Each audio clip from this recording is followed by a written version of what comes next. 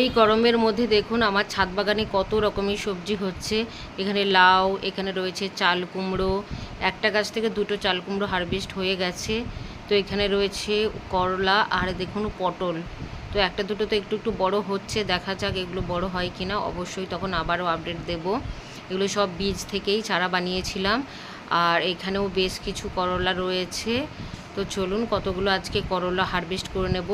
এখানে রয়েছে বেগুন, পুঁই শাক, এই দেখুন এখানেও কয়েকটা করলা ঝুলছে, কত বড় বড় সাইজের।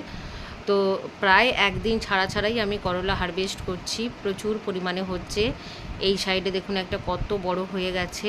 এখানেও একটা রয়েছে পুরুল, মিষ্টি পুরুল, আর পুঁই শাক, কালো হলুদ, এখানে রয়েছে ঝিঙে, বেগুন। তো দেখুন আমি কতগুলো করলা এবং দুটো বেগুন হারভেস্ট করেছি। তো কেমন লাগলো অবশ্যই জানাবেন।